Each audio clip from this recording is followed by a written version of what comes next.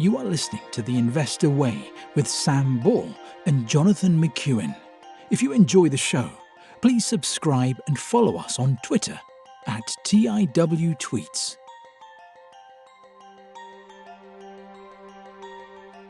Hello, welcome to The Investor Way with me, Sam Ball. I'm joined today by our special guest, Sachin Govind. Sachin, firstly, thank you very much for coming on the show. Could you talk to us a bit about how you first became interested in investing and your investing career to date?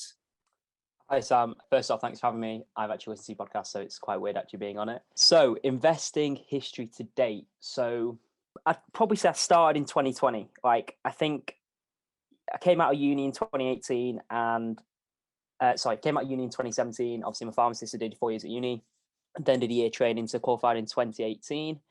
And then between sort of 2018 and 2020, I was just sort of finding out who I was as a person, did a lot of traveling, did some courses, various sort of industries, was looking at sort of trying to build something. I always knew I wanted to build something. Even during uni, I was always like, this is my degree, but if I stumble across something that interests me and I think I can build like a business of some sort, then I would go and pursue it. But then obviously lockdown happened, and around 2020, I read a book called Rich Dad Poor Dad, read a few other little books, and I'd been listening to podcasts before that, but I've never really read any books, to be honest, since uni or before uni. So read Rich Dad Poor Dad, The 4 Hour Work Week, and The Millionaire Next Door. And then this led me down this weird and wonderful journey of self-development, entrepreneurship, learning about business, and also starting to learn about the fundamentals of investing, both within property, within stocks and shares, crypto, and NFTs are starting to emerge. So I think, yeah, that's probably a good sort of summary. So since about literally probably just after the dip, that's when my sort of journey started. So we're probably coming up to about 2 years of, I'd say, focused commitment to learning about investing and actually going out there and trying to learn about the sort of the topic of investing as a whole. When you say investing as a whole, we are primarily, most of our listeners, they are listening to us to talk about stocks and shares. Could you just talk about what you mean by investing as a whole and like what you think you've learned? And then also, could you start then taking us down the property rabbit hole, because that is why you are on, because we've never had anyone on to talk about property before, and you don't struggle there. So what do I mean by investing as a whole? I think what I mean by investing as a whole is basically trying to develop as a person, trying to basically grow as a person and become a better human being. Also, that's also investing in yourself. So whether that be, investing to learn, investing, to learn about relationships, whether it be to learn about entrepreneurship, whether it's be investing to learn about friendships. I think investing is usually used as sort of a term around sort of money and the stocks and shares market and property. But I think investing is actually, there is a wider term, and I'd probably say investing is comes into the category of sort of self-development. When you did end up like looking at more general investing, what attracted you to property specifically, and how did you end up going down that rabbit hole? Okay, so like I said, I was always wanted to try and build something, whether it be a business or something for myself. And basically, I didn't want to go down the route of, build a startup, sleep on mates for 3 years and hope it pays off. I felt like I'd done a lot of work in uni and felt like I'd sort of sacrificed my 18 to 23 years trying to become a pharmacist. So I was like, well, what can I do that doesn't mean I have to live this like really simple lifestyle? I can still enjoy life, and also means that I'm also building my wealth. And I stumbled across, obviously, the first book I read was Rich Dad Poor Dad, and in that book he talks about a lot of things, but the biggest takeaway was property and cash flow, and the importance of cash flow, and that property can provide you and can be a vehicle for increasing your cash flow. I know when I was younger, I think terms are thrown about like, oh, this person's done really well and they're worth 100 million, or they're worth 1 billion, or they're worth 50 million. But I think that it doesn't really tell you the whole story of that successful person. It doesn't tell you how much money they're making, because you don't know how much cash flow there is. And I think with property, it's something that's very controllable, and it's something that exists forever. And if you look at the top 1,000 richest people, I think 900 or so have invested in property or have made a significant amount of wealth from property. So this is a vehicle that people older than me, people wiser than me, people more intelligent than me have used to build up massive amount of wealth. On the other side of the coin, it's also a tool that has lost people a lot of money. So, as someone who's fascinated by what successful people do and trying to mirror their habits, both within investing and property, but also outside of that, relationships, health, etc. Property seems like a vehicle that you can control a lot, you can scale very rapidly, and you can also, it's very structured. You start with one property and you just keep scaling. There is no end path. You can acquire as many properties as you want, or you can acquire as little properties as you want. You are in complete control of your destiny. And for me, I'm someone who likes being in control of their destiny. So, there's nothing sort of, it's not obviously houses are products, because you obviously got to provide a great product, but you can control your future almost. And that's what I like about property. And you can also control how much you make. If you want to make, $1,000 a month, then you can, work backwards to work out how many properties you need to earn that £1,000 a month. If you want to earn £1 million a month, you just work backwards. How many properties do I need to own to earn that? And that's why I love property, because it's very controllable. I can see it. There's also the leverage element. The bank is willing to lend me a lot of money to buy property because they think it's safe. And there's also, the element of I'm providing good quality homes in a country that has a shortfall of suitable housing. We are falling 100,000 homes a year below what we need to be building. And so that means that, there is a shortfall that isn't, unfortunately, the government isn't putting steps in place to be able to sort of rectify this issue. And I suppose the final issue is this whole generational wealth. I plan on keeping some of these properties that I buy for life and passing them on to my kids if I ever have kids. If I don't, then obviously I don't know what will happen. But I think generational wealth is quite an interesting concept, and is with property you have the ability to do something amazing, both for your community but also for your family. There's a couple of questions I want to ask. So the first one's a bit of a leading question, Okay. and I know where you're going to go with the answer. How much money do you need to get started in property? Well, so this depends on your strategy. It depends on your strategy. In my opinion, how much of your own money do you need? In theory, nothing. You can, and this is what I love about properties, that if you can acquire the skills and the knowledge, you can use other people's money to acquire properties. And I'm not doing that right now. I'm currently using a lot of my own money to invest, but I want to get to a stage where I have the skills and the knowledge to try and acquire properties, and mainly for the challenge of it. But there is obviously other strategies that you don't need money, for example, rent to rent or deal packaging, where you need a very low amount of money. I'd say probably in the region of less than £5,000. But again, doesn't necessarily have to be your own money. If you can provide enough value, then people will invest in you. Okay, so what is it that you're looking to do in property then, and that you're doing currently? Okay, so what am I trying to do and what am I doing currently? So my goal is to build a portfolio up. So my parents have been involved in property for quite a while. They built up a very small portfolio, but they'd done it the hard way. They'd built up a portfolio that was paying down mortgages and not using debts, and was saving aggressively. So it's taken many years to build a very small portfolio. My goal is to significantly increase this portfolio, and build it using leverage, build it, like I said, obviously I want to get to a stage where I'm using other people's money and basically just challenging myself. The main focus is building up a portfolio, but it's also just growing as a person and challenging myself almost. Again, I might go into small developments, building houses in the future, but I just want to, I've got to make sure that I actually enjoy it, because one of the reasons I'm actually doing this, because I actually enjoy it. I find it fascinating. And if I don't enjoy that, then I don't want to do it. But right now, my sole focus is building a portfolio up So yeah, that sort of summarizes that. And what am I doing right now? So at the minute, yeah, I'm just obviously trying to meet the right people. I still feel like I'm at the early stages of my property journey. At the minute, I'm obviously just trying to acquire sort of buy-to-lets, serviced accommodation. So that's like booking.com, properties that go in Airbnb, and HMOs, they're houses of multiple occupation.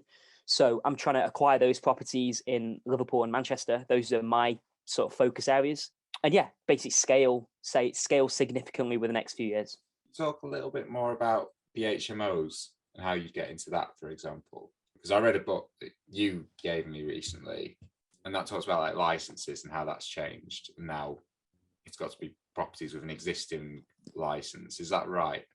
So HMOs, I think that we could spend a whole sort of podcast just talking about HMOs, but I'll give you sort of a brief summary of what a HMO is. So a HMO is a house of multiple occupations. So that's where, say, 6 people, for example, who don't know each other, live in the same house. They each have their own room. They may or may not have an ensuite, and they share sort of kitchen, dining facilities. Quite similar to what you see at university. Or, for example, students are a tenant type who live in a HMO. So in terms of HMOs, they're a really good strategy if you're trying to, say, replace an income from a job, because you can generate profits of sort of £800 a month upwards. That's pure profit after costs. So that's your mortgage, your bills, etc., management fee, stuff like that. So it's a good strategy for if you're trying to replace your job and move into property full time very quickly. Obviously, there is more and more sort of legislation coming in. We've got a directive called Article 4. So what that means is that in some areas, for example, in Manchester, you cannot convert a normal house into a HMO because there's basically too many. There's an oversupply of them. So obviously the increasing legislation means that it's more difficult. But as I say, the more difficult something is, the more there's an opportunity there. So although this increasing legislation is coming in, I think it's a good thing, because it means that landlords who weren't so serious, who don't want to do property professionally, are leaving the sector. And as someone who wants to do this as a full-time job potentially, or as a part of it, or main part of a sort of a 40-hour week, it means that we are more serious and more professional. We're providing good quality accommodation for those people. So at the weekend we were out and we were with a friend from school, and he said that he bought a 4-bedroom house and he was doing the HMO thing. So he lives in 1 bedroom, the other 3 are let out. Yeah. Would you still be able to do that under the new rules if you're living in it? Does that make any kind of difference? Or would it just be you have to have the right kind of license and you can't rent out your spare bedrooms if you want to, unless you have the license? So on top of my head, I think that a HMO is classed as a HMO if 3 people or more are living, who don't know each other, are living together. And obviously it depends on the area. So each individual council has their own rules, but I'm pretty sure that in my particular area, it's if 3 different people live in the same house, then it's classed as a HMO, and you'd probably need a license if it's within Article 4. I think that's probably the best explanation. It does all get very technical, so I wouldn't want to say, for example, up where you live in the northeast, I wouldn't want to say what the sort of guidance is around there. But around where I live and where I'm investing, 3 or more people in the same house is classed as a HMO. How easy is it to get a license? I'll be honest, I haven't done it, so I don't know. But I think it just depends on sort of the amount of HMOs that are in a particular area. So, for example, in Manchester, Fallowfield area, there are loads of HMOs. So trying to get a license in that particular area now with the Article 4 directive would be very difficult. However, an area like Bolton, where there is no Article 4 directive, you can do it with quite a bit of ease. In fact, I don't think there'd be any sort of opposition to it. Could you talk about the mentoring thing that you've signed up for and what difference that's made, and also what their experiences are with some of this stuff? Okay, so I think first off, I'm going to explain why I'm on a mentoring program. So basically, I'm on a sort of 12-month coaching program. The reason behind this is there's many reasons, but basically, as I mentioned, my parents have got a small portfolio, and basically they've lost a lot of money in property. I think they've lost probably over 6 figures in property, which is a ridiculous amount of money. And I think obviously what that does is create fear. Now, when I started learning about property, I would reference people on YouTube to my parents and say, well, look, this is what, these guys are doing. My parents are very open-minded, and like, okay, and they're like, okay, this makes sense, and there were quite a few people doing it, not just HMOs, but they were doing various strategies in different areas. Then in 2020, I was looking at property, we were looking at buying a property, and I think we agreed the deal in February, but I spent the whole summer looking at this property, and I was just like, the numbers don't work. The numbers don't work. So in about November or October, when I had to basically sign the contract, I backed out of it. I lost a bit of money in that. And that was 2020. So after that had gone through, I started going to some free events, put myself around people who were property investors or ahead of me in the game. Started to speak to more people, get myself to these free events. But again, my biggest problem was on YouTube and social media. I was seeing someone do, I'm doing a buy-to-let in Glasgow, and then I'd see another person, you need to do commercial to residential conversion in Liverpool, or you need to do a HMO in Leicester. And I think for me, I felt very unfocused. I was very directionless. I didn't know where to go. I didn't know what was the best strategy for me. So I was like, right, what do I need to do to help me? And also around this time, I had this idea of what I was trying to do, what I wanted to achieve, and what I believed was possible in property. So I thought, right, how do I get to where I'm trying to get to? And they always say that when I obviously briefly at the start of this podcast, I mentioned about investing, and investing is a big term. And I believe investing in yourself is the biggest thing. Before you invest in the stock market or you in property, you need to invest in yourself. So I said, right, I want to build a big portfolio up. And how am I going to go about doing this? So how about I put myself in rooms where people have done this? People have done this, and people have done it time and time again. So yeah, I signed up to a 12-month mentoring program. Cost me a significant amount of money, but it's been one of the best things I've ever done, because it's put me in a room full of property investors, some people just get started, some people who are already way down the line. You're in a group of people who want to win. You're in a winner's environment, and I think your network is your net worth. It's such a cliche thing, but like for me, I didn't know anyone around my age who was investing in property. And I think some of the conversations we've had, Sam, is that there were very few people who want to talk about property or investing or stocks and shares or investing self or self-development. So how do I put myself in an environment where people want to win and people want to grow and people want to support you and do well? And for me, it was going and doing a 12-month coaching program. And I think the other thing as well, like I've got probably student loan debt of probably 70 grand. I spent 5 years of my life to become a pharmacist, and we don't bat an eyelid of that. That's fine. That's normalized. But I think sometimes whenever someone says, I've paid for a course, or invest in myself, it's almost like a taboo subject. And I know we talk about ROIs, return on investment, in both stocks and shares and in property. And, what was my return on investment from going to university? Well, I spent 5 years of my life and I got a good degree, and, I'm going to have a job for life that's going to pay me between 40 and say, I don't know, 60, 70 grand a year as a pharmacist. But what is my ROI potentially of doing a 12-month mentoring program in property? Well, my ROI could be infinite. It could, in theory, make me millions. It could also make me bankrupt. But, what's the best case? What's the worst case? And what's the likely case? The likely case is that the ROI of potentially doing a coaching program is going to be greater than the ROI of doing a university course.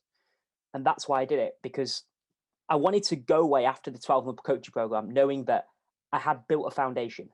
I'd built a foundation in property, and I'm serious about this. I'm not messing about. I want to grow a big portfolio. And it just means that this coaching program has allowed me to focus on my location, put me around the right people. I'm learning about property on a rate that's unbelievable. And I think the biggest thing though is I'm just growing as a person, and as much as I say I want to buy loads of properties, that isn't what it's about for me. It's more the journey I'm becoming as a human being. And for me, that's the most important thing. So I think that sort of summarizes. So are there any examples then, for example, of like lessons that you maybe learned as a result of being in this coaching program that could have been very, very expensive to learn on your own? or any takeaways that maybe, like, for example, like you'd maybe have read in the books but wouldn't have fully appreciated, or anything like that? It's so difficult to pick up individual lessons because they're so very niche, and you come across them when you face a problem. And when you have a like-minded group, you can obviously, they can obviously bounce ideas off you how to resolve a solution. But I think there are bigger fundamentals that I could probably talk about in terms of what I've learned. Mindset is the most important thing. I believe that I think mindset is, I talk about property, but property is probably 60, 70% mindset, 20, 30% doing the work, and only about 10% property. I know that doesn't equal 100% because obviously it's different for everyone, but I think the biggest thing is mindset is the most important thing. And so what do I mean by mindset? I think that it's about, with property, you're going to come across so many headaches, so many challenges, and it's about working through those challenges and pushing past them. Because, like, honestly, I think that property is so hard. I think on the face of it, everyone says, "Oh, it's easy." You buy a property and you keep it for years, and yeah, you can probably get a good return off that. But when you're trying to seriously build a property business, it's not easy.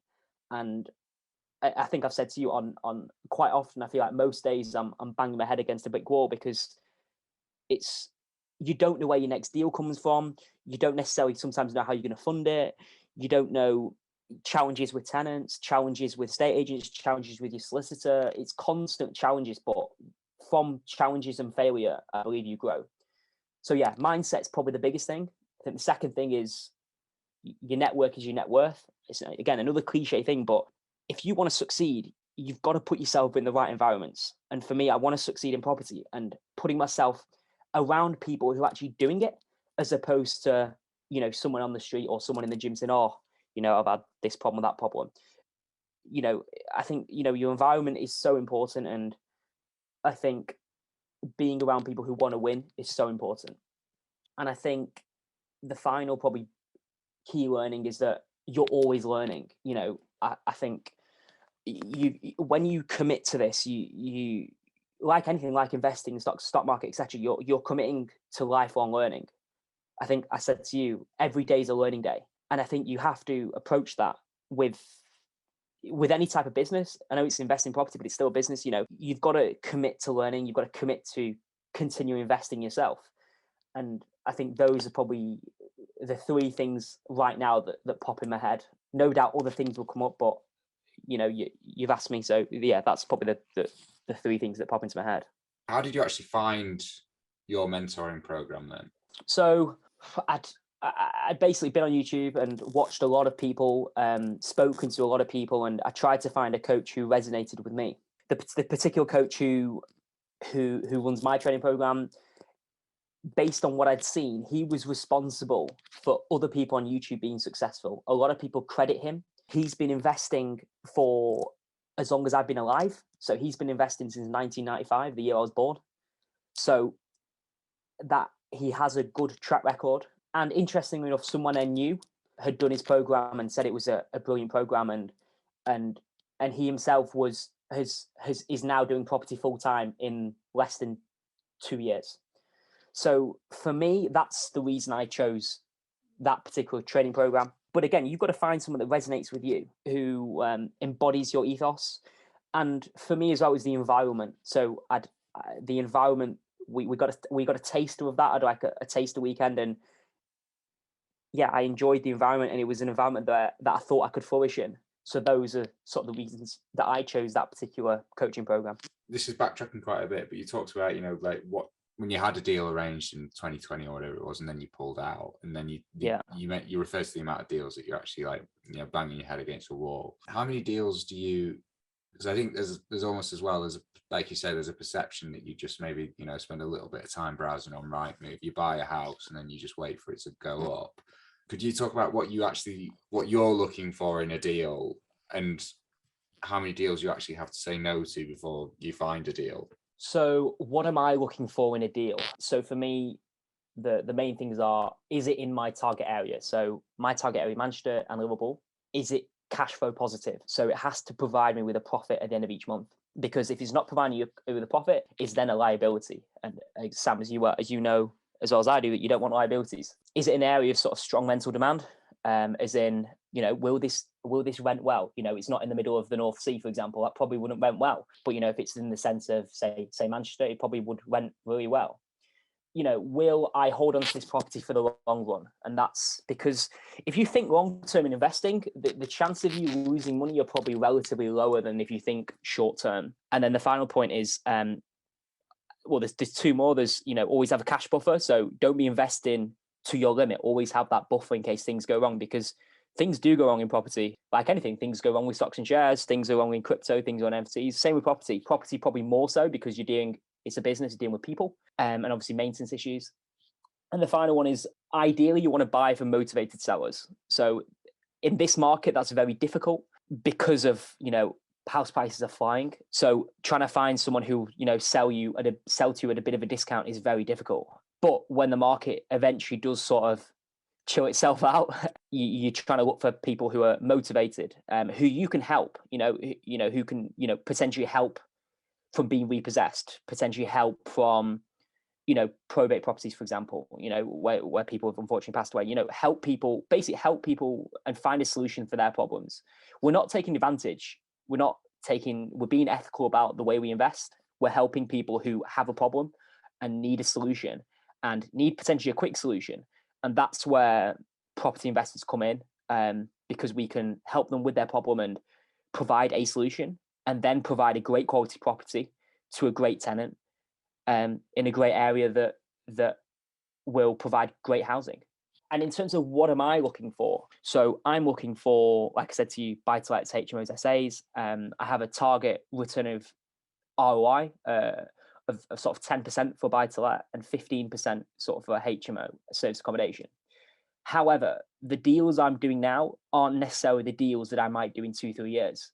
One of the things, as I mentioned, it's an ongoing process of learning. And as I build more knowledge and skill and understanding of this industry, the same deals I probably won't be doing in 2, 3, 4 years. But right now, that's my criteria. And as I grow and learn, then obviously that will change.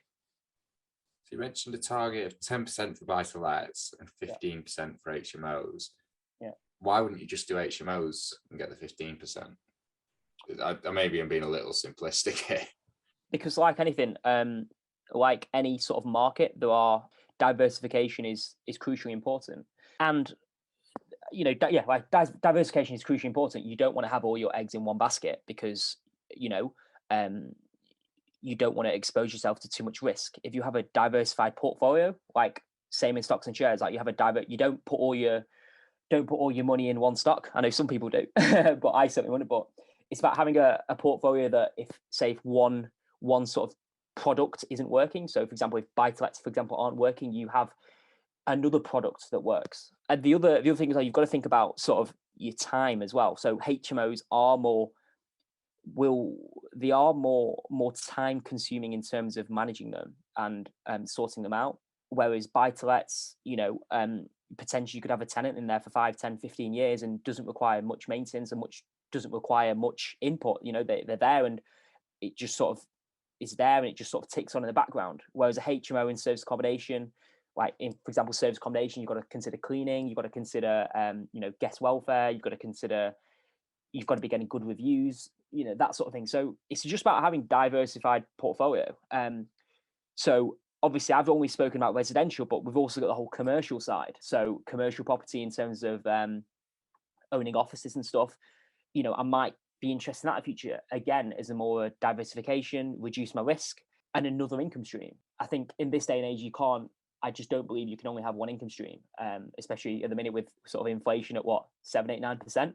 So if I can have multiple streams of income within property, it provides with that. It provides with income that comes from various sources, and gives me that diversification. So if shit hits the fan and we have a 2008, for example, I'll be fine. I'll be okay. And so if we did have a 2008, would that impact your strategy at all? Because like in the book, for example, it talked about you try and find these undervalued properties, maybe get one at say like 20% below market value. We'll assume that's very, very difficult in today's market. So maybe you're actually paying much closer to the market value. Even if the return's very good, what happens if you get a 2008 and all of a sudden you're in negative equity? Because I think in the book, it's talking about really like after a couple of years, you've improved the value of the property and you're releasing that equity and then using that to go out and fund your other ones. And in a 2008 scenario, how does that strategy change, if at all? So for me, how would a 2008 sort of situation affect me? Well, as long as your properties are cash flow positive and you don't have to sell, negative equity isn't really a concern. And this is where, again, I've tried to study people who lost a lot of money or lost sort of everything in 2008, which sounds horrible, but it's just that I'm trying to learn their lessons of what they did that caused them to have such issues. Because, you know, properties supposedly, you know, you can't go wrong with property, everyone says. Well, clearly people are doing something wrong for them to, you know, I've heard of various stories about people losing everything. And the biggest thing, again, it seems to be, are you buying cash flow positive properties? So that's cash flow positive after all your mortgage debt, after your mortgage, after your management fees, etc. And were you forced to sell? Anytime you're forced to sell, both in property and in the stock market, if you're forced to sell, then it puts you, you know, it causes issues. It puts you at a sort of a not in a great position. So yeah, I think if you focus on those two principles based on the reading that I've done, you can't go wrong. And again, you know, that comment might come back to bite me in a few years, but you know, I've just studied people who were ahead of me and people who did well at 2008 and did poorly at 2008. And yeah, that's only two things I can say. In terms of a 2008, you know, it would also be a benefit to me because it'd mean that property prices were down. It'd mean that access to properties would be easier because obviously, what did they say? Do the opposite of the masses. Well, when people get fearful, you need to be greedy, and when people are greedy, you need to be fearful. And you know, right now in property, it feels that people are being greedy. So this is the time where I'm being quite fearful, being cautious, making sure I'm checking everything. Yeah, a 2008 sort of situation. If you've put yourself in the right position and you've followed the principles and the steps, I can't see there being any issues. I just want to jump back as well, Sam. I think I missed a question. I missed an answer to the earlier question. I think you asked me sort of how many property deals does it take before I do a deal. Sorry, I missed that. I've just remembered.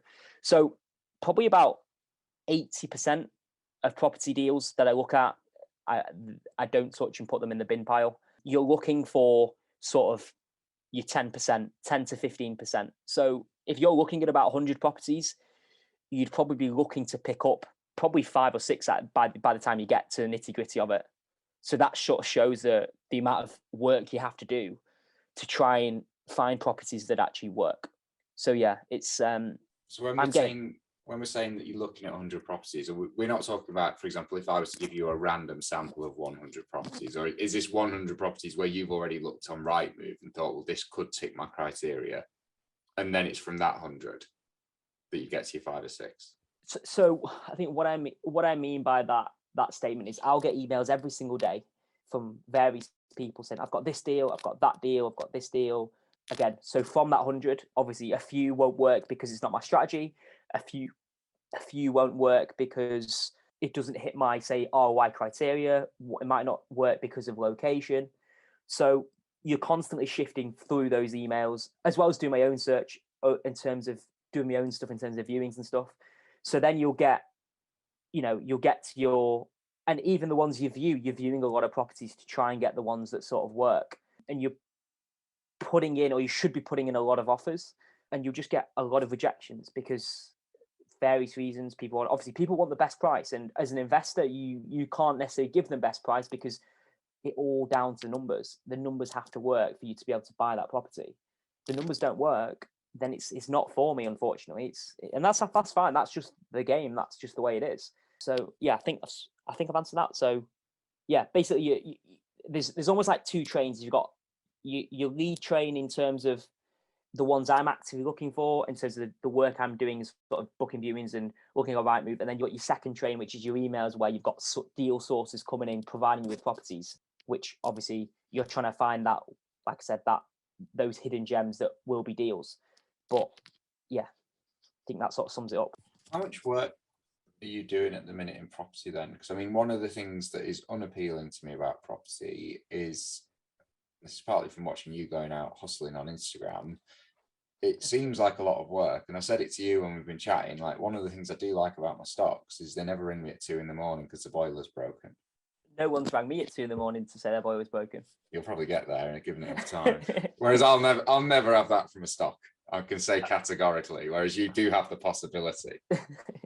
Okay, so how much work am I doing? Well, obviously you've got to view this business that I'm starting as a startup.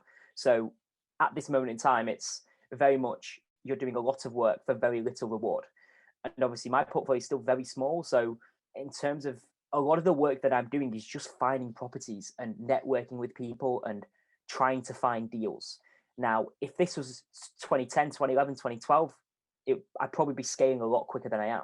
But because we're in this market that's really hot, it's very difficult. So at the minute, I probably do about sort of 2 to 4 days of pharmacy work. And then I spend the rest of my time sort of property, self-development, networking events, etc. But what I try and do is I try and do something in property every day to keep the momentum going.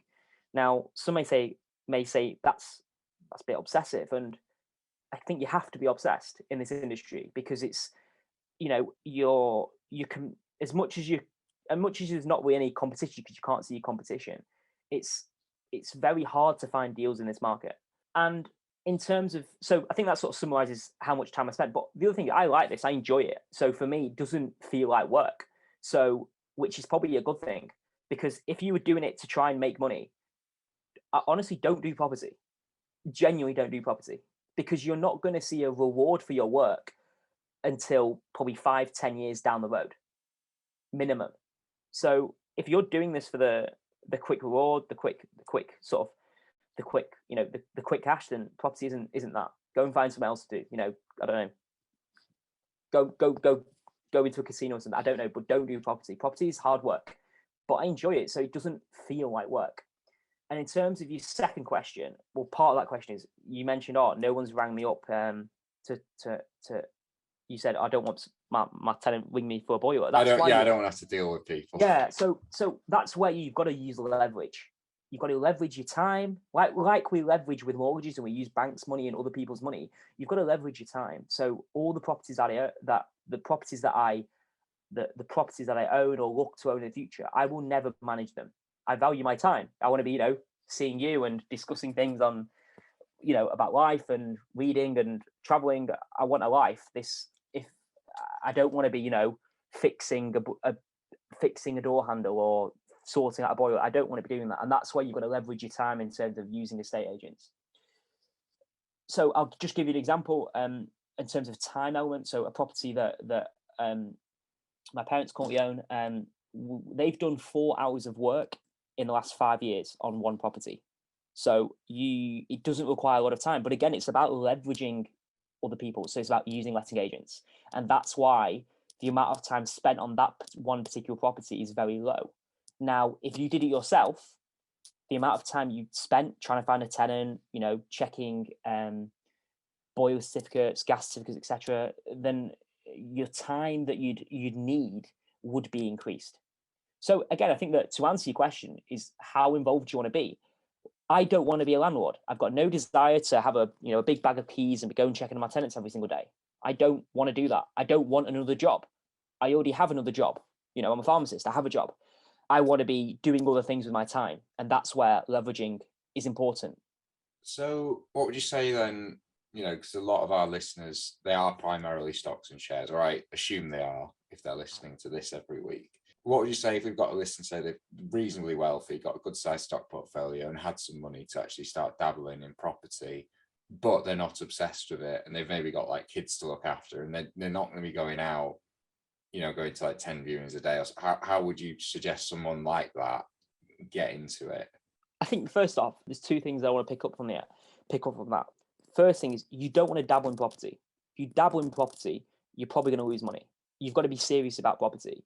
Now, I'm not saying that you have to go and, take over the world and buy 1 billion properties. I'm not saying that. But what I'm saying is that why? Why do you want to invest in property?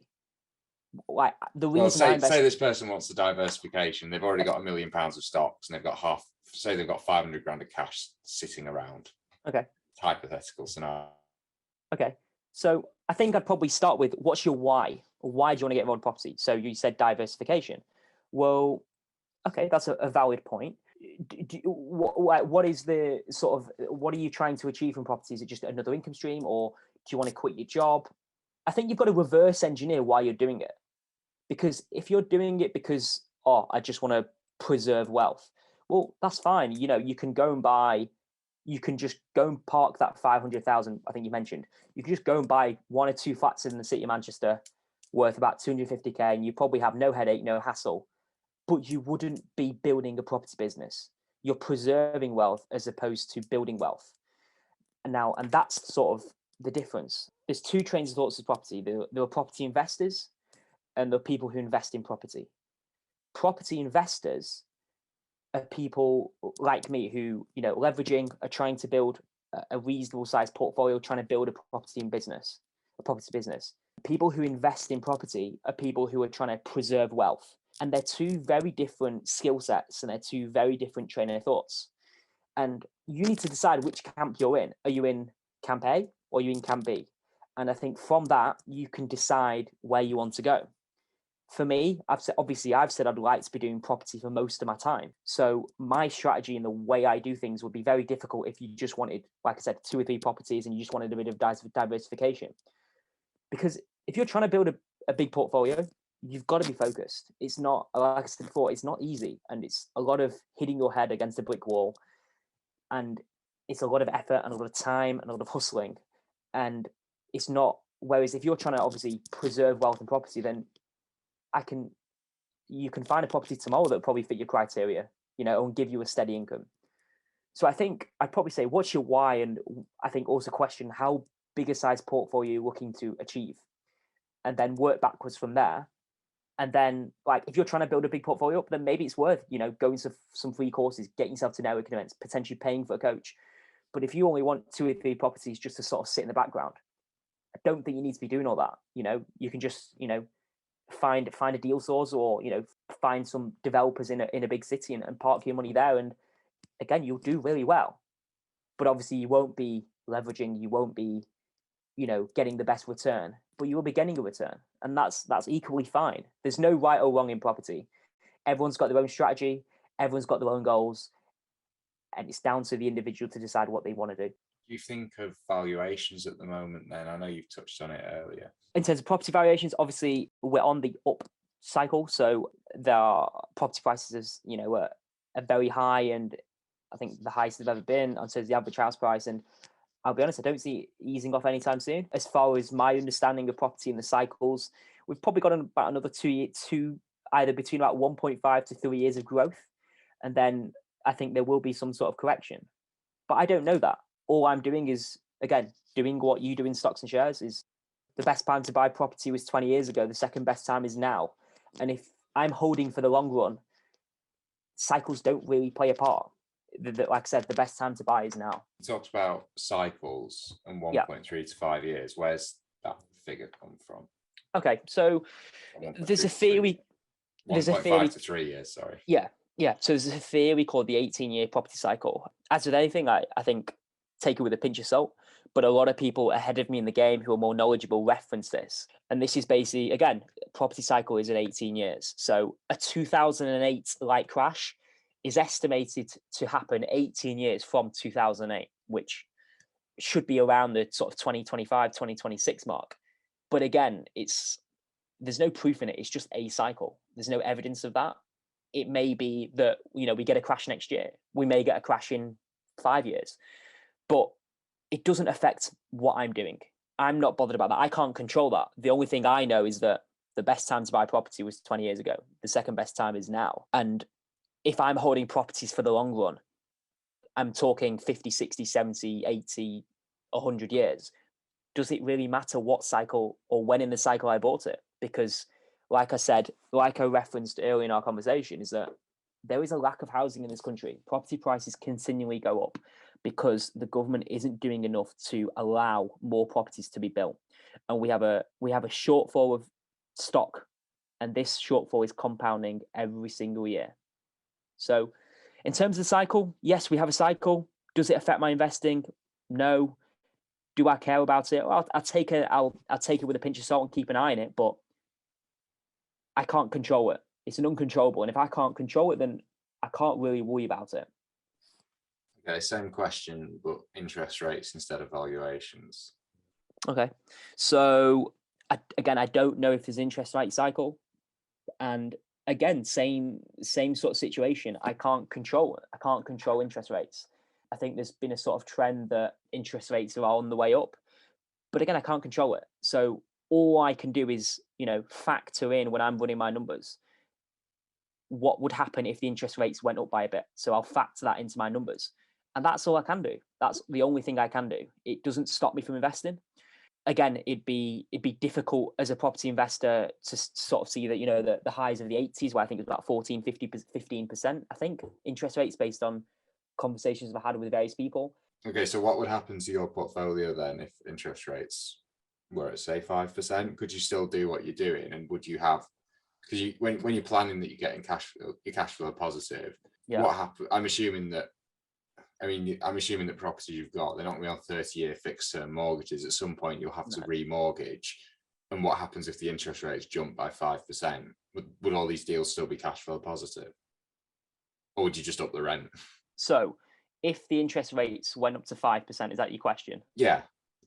Okay, for me, obviously my positive cash flow would be reduced, but I run my figures slightly higher than that. And so I tend to run my figures at 6%. And if a property is cash flow positive at 6%, then I'm relatively happy. So again, I give myself that buffer. That's very conservative. Yeah.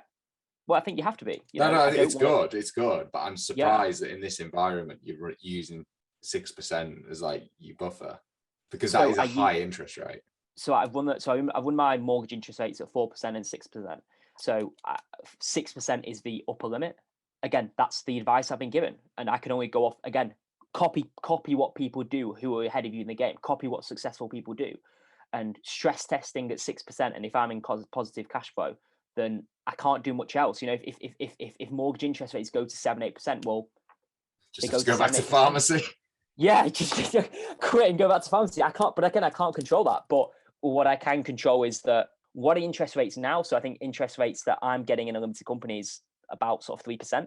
So, what are they going to be in 2, 3, 4 years? Well, you look at what the Bank of England's saying, and you hazard a guess, and you listen to what other people in the industry are saying who are more knowledgeable and ahead of your game, and what are they saying, and you run your figures, and that's all I can do. If it goes above 6%, it goes above 6%. There's nothing I can do. But I've done the work. I've done my due diligence in terms of what potentially could happen, stress testing, and look, you can't control everything. You like anything. I think the 80-20% rule, 80-20 rule is that, I can do my due diligence for 80%, but there's still that element of 20% risk, even in the safest of deals. Even say, index funds, there's still that element of risk. There's still that 20%, where it goes to zero. But again, I think if the index funds go to zero, we've got bigger issues. But the fundamental point sort of remains. What are the best books you've read about property investing, and how much do you read in general? Best books for property investing. So I think what I'd do is, if best books in general, so I'll start with that. Best books in general: Rich Dad Poor Dad, Millionaire Next Door, 4 Hour Work Week. I've referenced them. This is the second time I referenced them, but those 3 books changed my life, quite literally.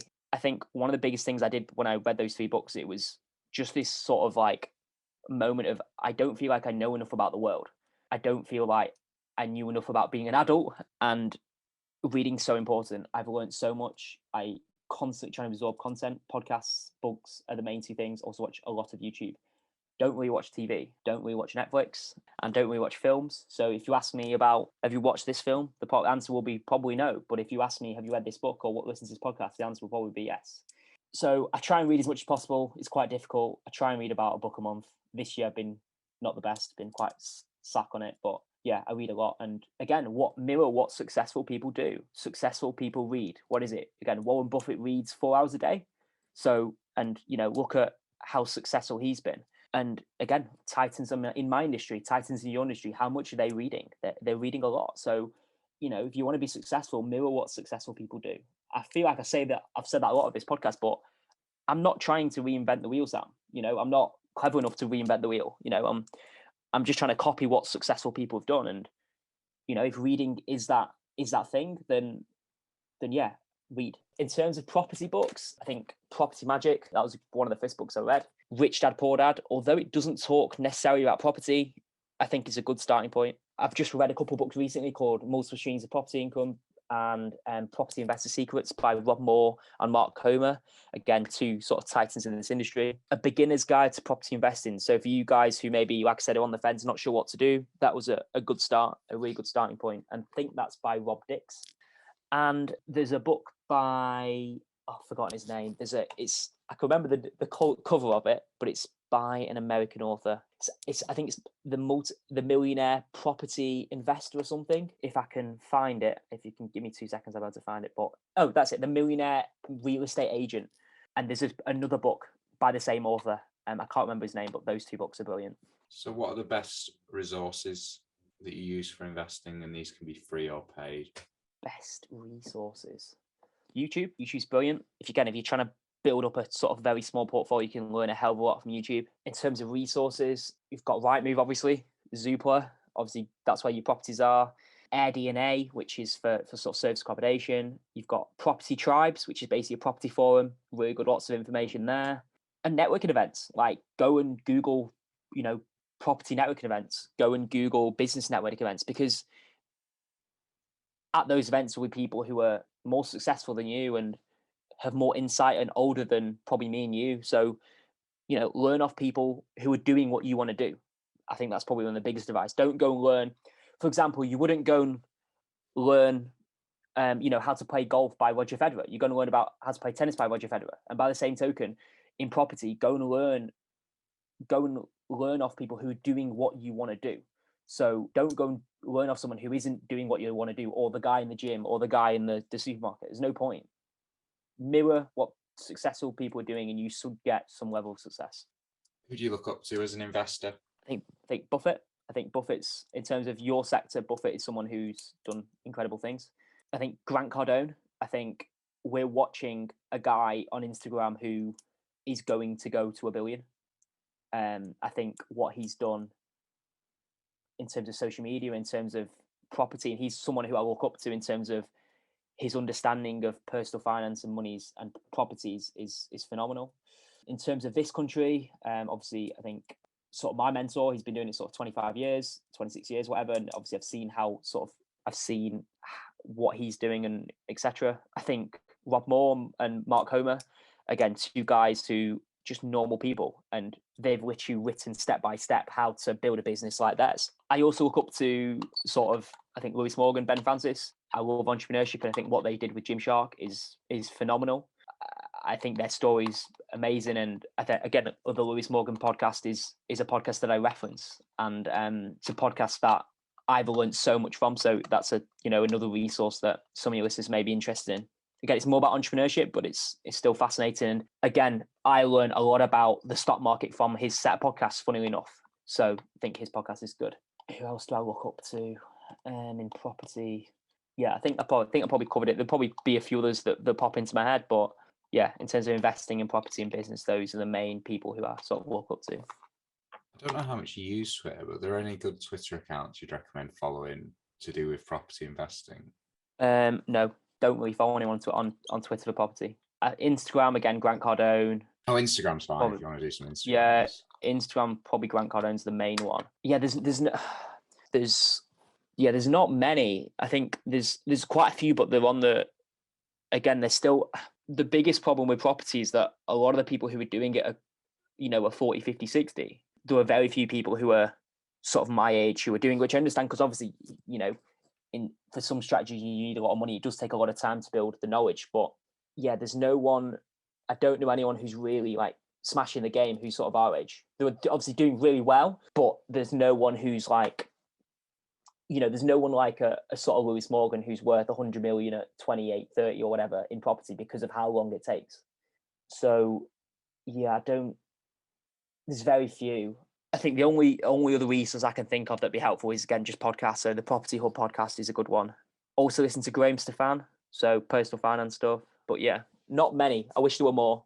Maybe I could be that guy. Anyway, what do you know now that you wish you'd known when you started out? Do you want me to answer this question from 2020 or from when I was 18? Because I think I could probably give you more value to Probably 18. when however you want. Okay, so become obsessed with learning. Like, you've got to constantly keep learning. If you're not learning, you're stagnant. If you're stagnant, you're going backwards. Network like your life depends on it.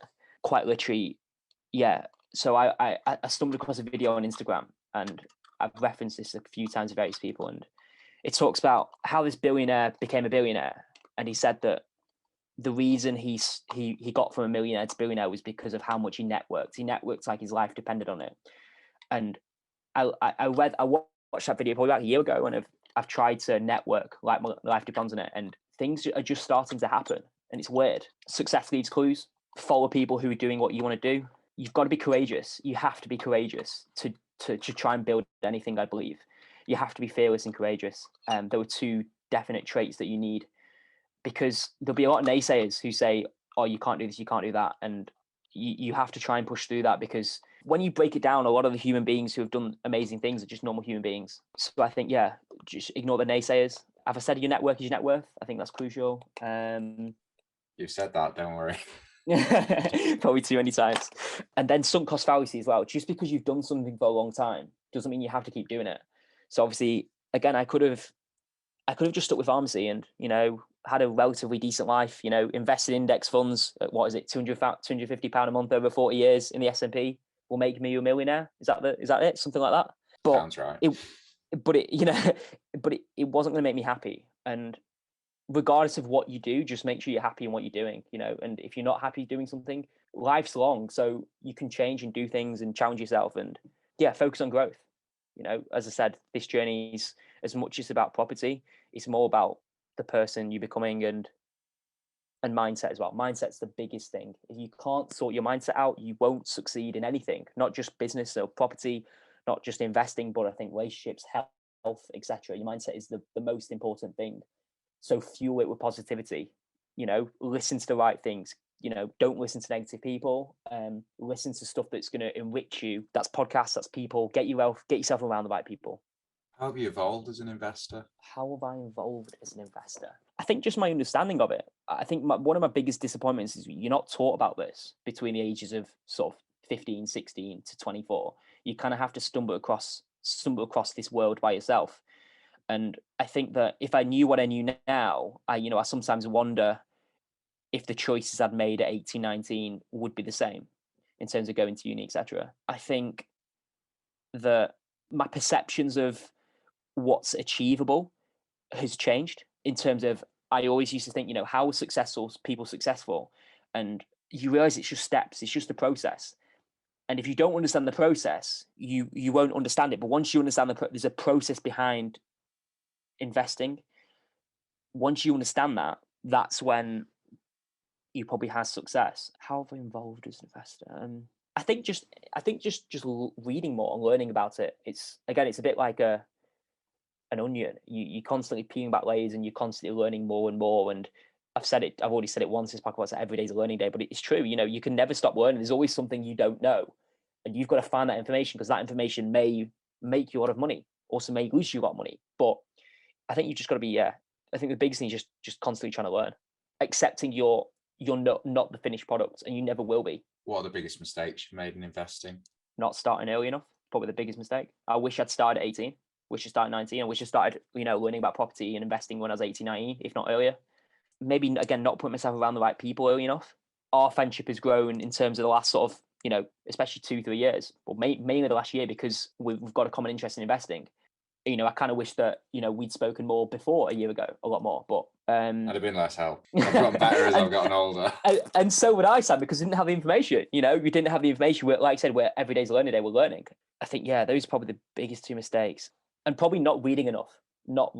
And I know why, because during uni and stuff, I just didn't want to read. You got your head in books. But, if I'd read Rich Dad Poor Dad at 16 or 18, where would I be? Don't know. Interesting question. Hindsight's a brilliant I read thing. it at 19 and I'm still here on this podcast, so maybe the answer's the same. So this next question, it's more, this is written for the normal stock investors. Okay. So you can interpret it however you want, or you might just say it's not really relevant. Let's move on. But the question is, how do you think about allocation and position sizing? How do I think about allocation and position sizing?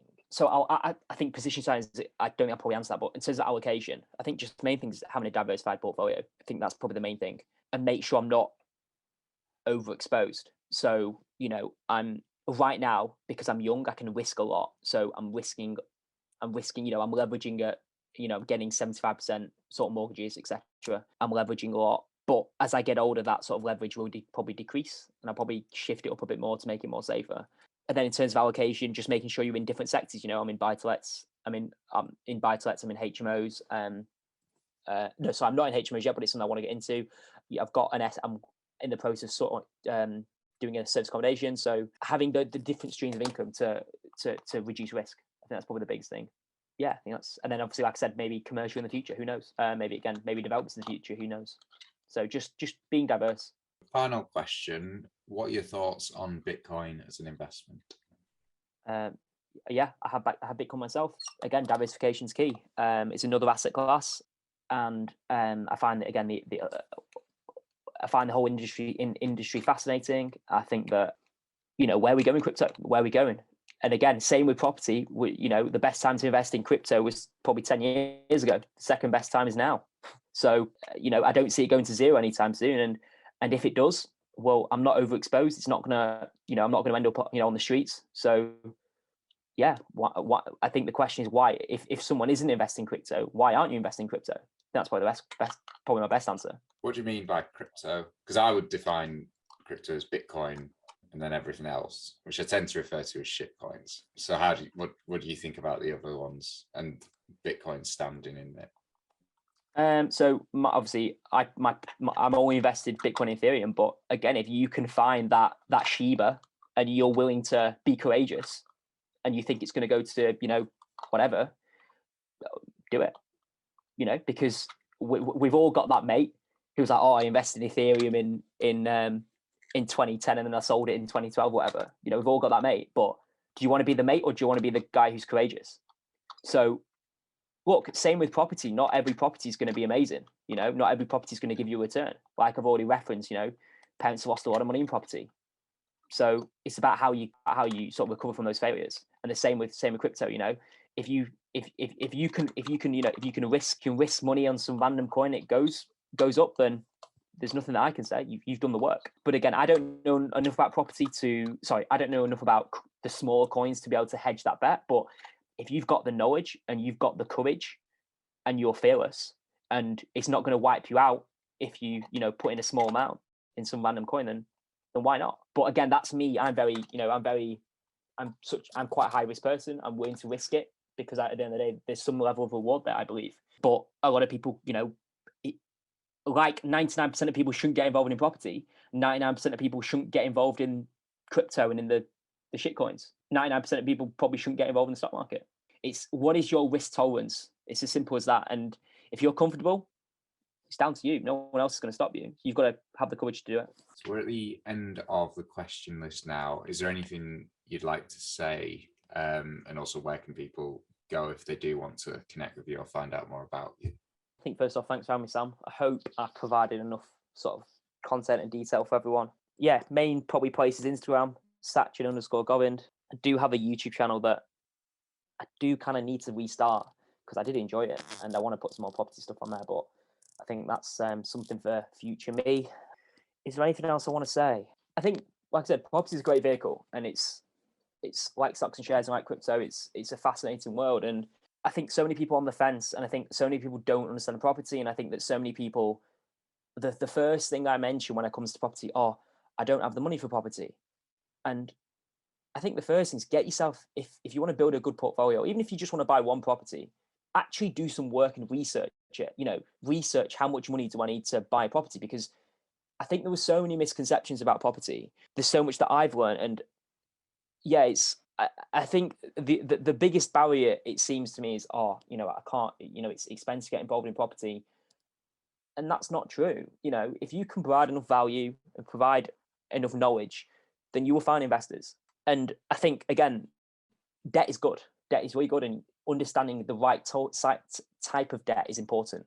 There is good debt and bad debt. And you need to understand that, because one will make you rich and one won't. One will send you the other way. So actually understanding that is very important.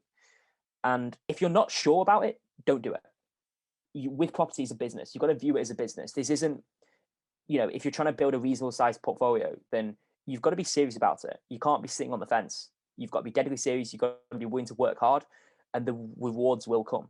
I currently can't see the rewards, but I feel like I'm starting to see some momentum where, things are starting to happen. And this is what, 2 years since I got into it, or got into the world of investing. And yeah, I think that sort of summarizes it. I think that property is brilliant. Property is fascinating. It's brilliant. And, personally, I prefer stocks and shares, but again, I'm in a different sort of, I look at it differently. I'm trying to build a business as opposed to it being sort of a part-time hobby. But I love stocks and shares. I love crypto. And yeah, as we've sat down many times, and I could, like I said, chat all night about property. And but yeah, if anyone, if anyone wants any help, then obviously get in touch. I'm more than willing to help. That offer may not be there in the future, but right now, because I know how difficult it can be for a beginner, I'm willing to help. So get in touch if I can help. And yeah, best of luck. Right. Well, thank you everyone for listening, and we'll see you all next week. Thank you for listening to The Investor Way. To get in touch, please follow us on Twitter at TIWTweets. This podcast is for entertainment purposes only and does not constitute financial advice. Neither Sam nor Jonathan are financial advisors. For investment advice, please consult professional advisors.